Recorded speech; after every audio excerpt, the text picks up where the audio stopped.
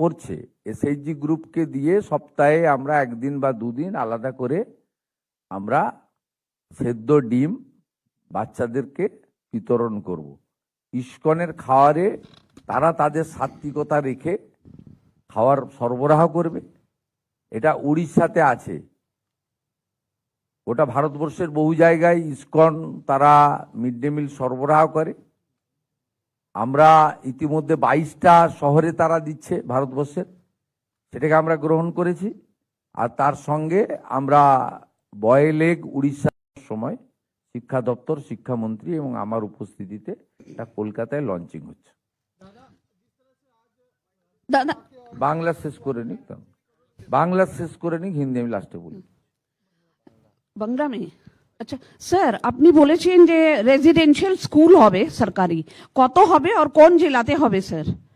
না, residential school আমি ওই আপনার শিডিউল ট্রাইবদের ক্ষেত্রে উল্লেখ করেছি। আপনারা জানেন একলব্য রেসিডেন্সিয়াল স্কুল ভারত সরকারের ট্রাইবাল ডিপার্টমেন্ট থেকে মাননীয় প্রধানমন্ত্রী এটা ঘোষণা করেছিলেন জনজাতি গৌরব দিবসে। সব রাজ্যে হয়ে গেছিল, বিগত দিনে রাজ্য সরকারের কাছে 9টি স্থানে করার জন্য জমি চেয়েছিল। তখন মন্ত্রী ছিলেন অর্জুন মুন্ডাজি, প্রাক্তন মন্ত্রী। তিনি, রাজ্য সরকার তখন জমি দেয়নি। আমরা আসার পরে আমাদের ট্রাইবাল ডিপার্টমেন্ট, ডেভেলপমেন্ট ডিপার্টমেন্টের পক্ষ থেকে ভারত সরকারকে আমরা বলেছি আমরা জমি দিতে প্রস্তুত আছি। রয়েছে যে একটা ট্রাইবাল পপুলেশনের একটা সিলিং আছে, সেই যেখানে যেখানে যে জেলাতে সেটা ফিট করবে সেই জেলাতেই হবে স্যার। আর একটা এর বাইরেও আমরা সম্প্রতি উত্তরপ্রদেশ এবং মধ্যপ্রদেশ থেকে কিছু মডেল এনেছি বিজেপি রুল স্টেটে। সেখানে শিডিউল কাস্ট, শিডিউল ট্রাইবদের জন্য আলাদা হোস্টেলের ব্যবস্থা ইত্যাদি আছে। সেটার উপরে আমরা প্রাথমিক কাজ করছি, ডিপার্টমেন্ট করছে। আমরা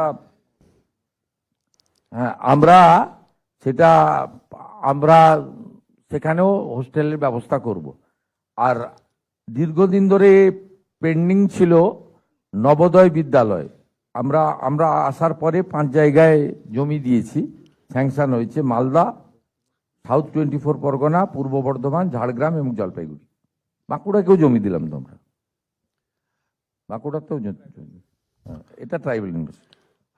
মাননীয় মুখ্যমন্ত্রী স্যার, একটা স্মার্ট ক্লাস আর ডিজিটালি স্কিলড বাচ্চাদেরকে করা হবে স্যার, এটা একটু বলবেন স্যার? বললাম তো 1200টা স্কুলকে প্রাথমিকভাবে চিহ্নিত করা হয়েছে, পরপর হবে, আস্তে আস্তে হবে। পিছিয়ে পড়া জেলাগুলিতে অগ্রাধিকার পাবে। মাননীয় মুখ্যমন্ত্রী বলছি, বিগত সরকারের আমলে আমরা দেখেছি প্রায় 8000-এরও বেশি স্কুল বন্ধ হয়ে গিয়েছে উত্তরবঙ্গ থেকে দক্ষিণবঙ্গ, সমস্ত গোটা রাজ্য জুড়ে। সেই স্কুলগুলোকে পুনরায় খোলার জন্য আপনারা কি পদক্ষেপ করবেন? সেটা এখানে 2 মন্ত্রী আছেন, প্রধান সচিব আছে, তারা রিভিউ করবেন। সেখানে ছাত্রছাত্রীদের সংখ্যার উপরে নির্ভর করে, এবং এটাও ঠিক টিচার নন টিচিংও আমাদের বহু জায়গায় নেই। সামগ্রিকভাবে একটা বড় রিভিউ দপ্তর করছে, স্কুল শিক্ষা দপ্তর একটা বড় রিভিউ করছে। তাতে মিড ডে মিলে গ্যাসের কানেকশন থেকে শুরু করে, ইউরিনাল ল্যাট্রিন থেকে শুরু করে, গার্লস স্কুলে স্যানিটারি ভেন্ডিং মেশিন থেকে শুরু করে, আপনার ইলেকট্রিকের ফ্যান থেকে শুরু করে, সোলার আলো থেকে শুরু করে, খুব মাইক্রো লেভেলেও যা যা যেগুলো লাগে কিন্তু খুব গুরুত্বপূর্ণ, সেটা থেকে শুরু করে ছাত্র শিক্ষক রেশিও পর্যন্ত, ট্রান্সফার পলিসি পর্যন্ত সবটাই আমরা সার্ভে করছি। এবং মাস 3-4 মধ্যে একটা চিত্র পাওয়া যাবে। এবং তার সঙ্গে স্কুল সার্ভিস কমিশনের নিয়োগের প্রক্রিয়াটাও ধীরে ধীরে ধীরে ধীরে আমরা শুরু করব। এর ফলে আপনারা আগামী শিক্ষাবর্ষে প্রথমের দিক থেকে একটা কিছু ব্যবস্থার পরিবর্তন লক্ষ্য করবেন। প্রাথমিক যে 5-6 মাস আমাদেরকে দিতে হবে, দেখুন এই যে আজকে মাত্র 300 কোটি টাকা, এটা একটা বিরাট কিছু নয় সরকারের, কিন্তু এই ফাংশন যে মিডিয়া ইভেন্ট করলাম আমরা ভার্চুয়ালি যুক্ত করে, এটা একটা ইতিবাচক দিক যে এই সরকারের যে কাজের ফোকাসের মধ্যে শিক্ষা এবং শিক্ষাঙ্গন এটা প্রায়োরিটিতে আছে। 3 বছর ধরে কেন কম্পোজিট গ্র্যান্ট না দিলে কি কি স্কুল করতে পারে না জানেন? এটা মহানগরে বসে প্রাইভেট স্কুলে বাচ্চাকে পাঠিয়ে বোঝা যাবে না। সুন্দরবনের বাচ্চারা বলতে পারবে, সুন্দরবনের স্কুল বলতে পারবে, পুরুলিয়া বাঁকুড়ায় বলতে পারবে। চক ডাস্টার কেনার পয়সা থাকে না, এই কম্পোজিট গ্র্যান্ট থেকে চক ডাস্টার কেনা হয়। আপনি যদি চক ডাস্টার কেনার স্কুলের মিনিমাম মিসেলেনিয়াস এবং কন্টিনজেন্সি খরচ, একটা বালতি, একটা জলের পট ভেঙে গেলে, একটা যেখানে কলসিতে জল থাকে ভেঙে গেলে কেনার পয়সা নেই, এগুলো এইখান থেকে হয়, কম্পোজিট গ্র্যান্ট থেকে। আপনি ভাবতে পারছেন একটা বিগত দিনের সরকার চক ডাস্টার কেনার টাকা বন্ধ করেছিল। ওনাদের এত ক্ষমতা যদি ছিল দিয়ে নিজেরাই দিয়ে দিতে পারতেন তো 60% কেন্দ্রের না নিয়ে, তাহলে তো আমি আজকে এই ইভেন্ট করতাম না, এটা তো আরটিজিএস অটোমেটিক কোর্সে চলে যেত। আগের সরকার করেনি বলে আজকে অ্যাপ্রক্স 300 কোটি টাকা কিন্তু 80,000 স্কুলকে আমরা দিয়ে বললাম যে কম্পোজিট গ্র্যান্টের যে আপনাদের লেজিটিমেট রিকোয়ারমেন্ট ছিল, যেটা ইগনোর করেছে আগের সরকার, প্রেজেন্ট সরকার এটাকে প্রায়োরিটি দিয়েছে। এরপর থেকে অটোমেটিক কোর্সে আপনারা পেতে থাকবেন।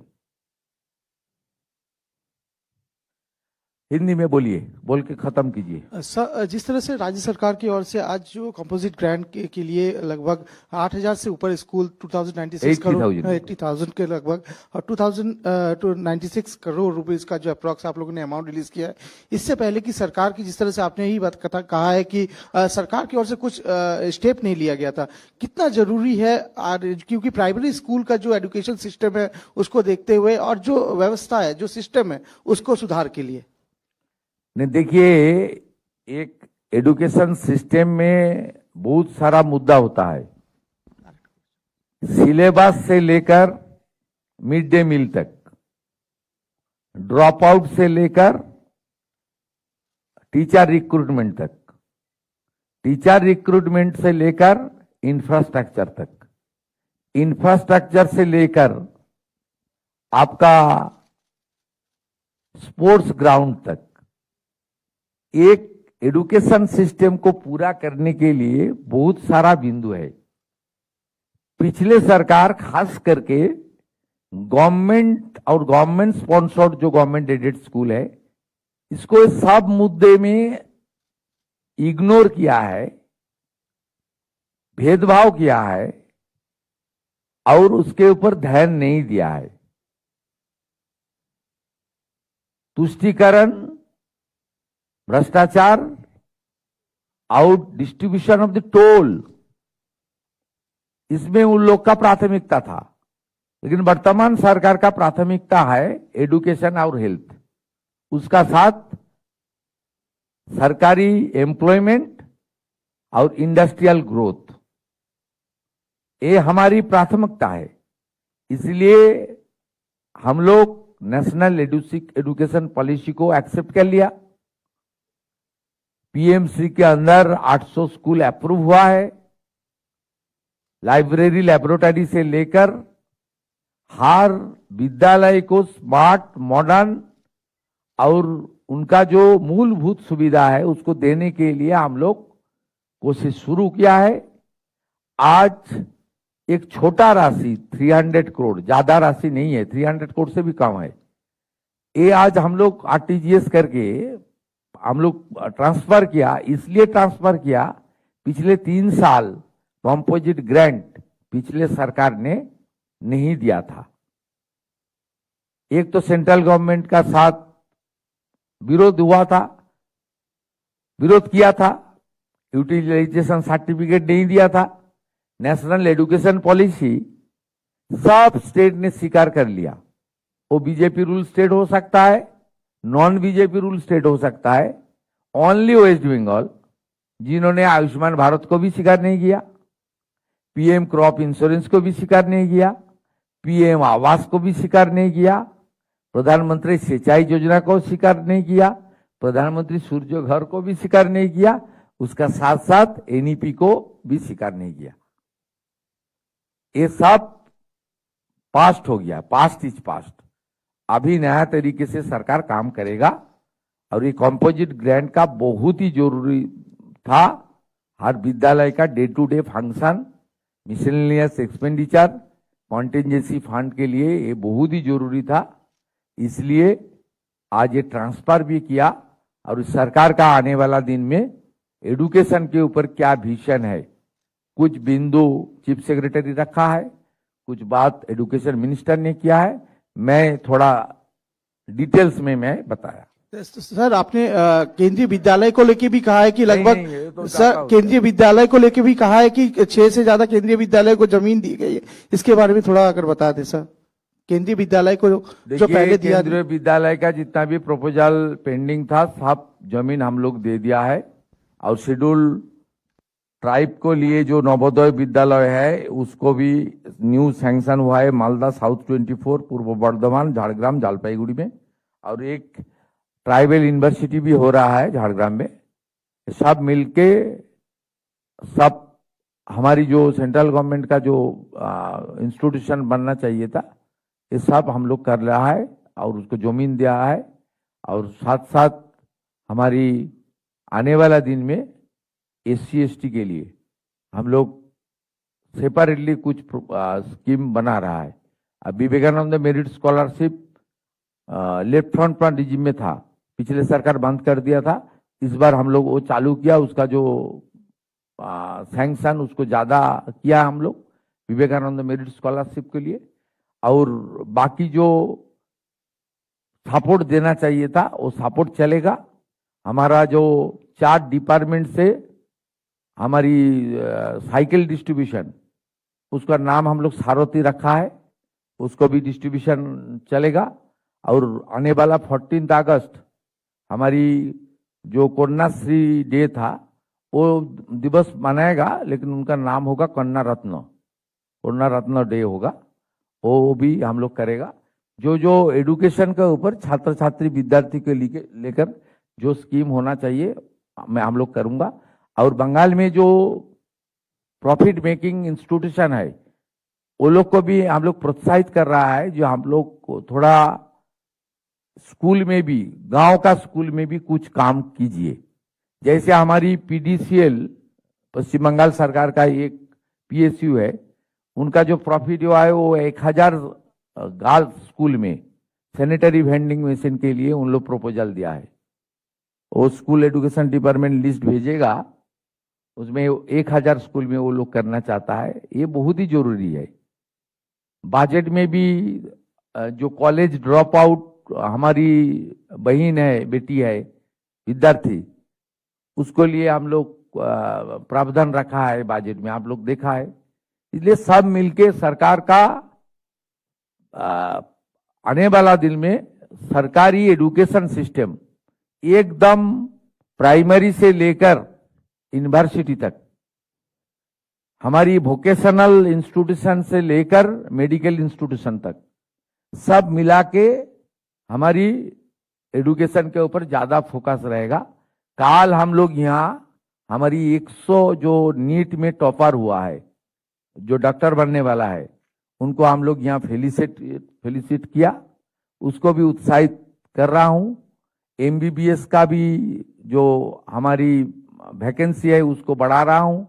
4 नया मेडिकल कॉलेज आ रहा है। ये सब मिला के मेडिकल एजुकेशन, इंजीनियरिंग एजुकेशन और वोकेशनल एजुकेशन ITI की द्वारा, और साथ साथ हमारी मेन स्ट्रीम एजुकेशन, ये सब मिला के बंगाल में एजुकेशन सिस्टम को खड़ा करने के लिए सरकार का जो only 10 weeks we passed, we are working, माने 100 किलोमीटर से ज्यादा रफ्तार से हम लोग काम कर रहा है। और भारत सरकार को मैं थैंक्स दे रहा हूं, हर इशू में वो लोग पूरा के पूरा मदद कर रहा है, खुल के मदद कर रहा है।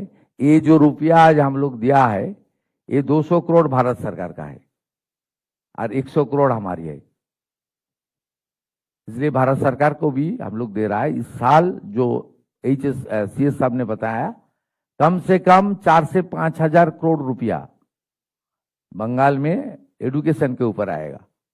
और जो भ्रष्टाचार हुआ है समग्र शिक्षा मिशन के अंदर, स्कूल ड्रेस से लेकर, स्कूल बैग से लेकर, मिड डे मील से लेकर हर बिंदु में जो भ्रष्टाचार हुआ है वो खत्म करने का काम भी हम लोग करेंगे।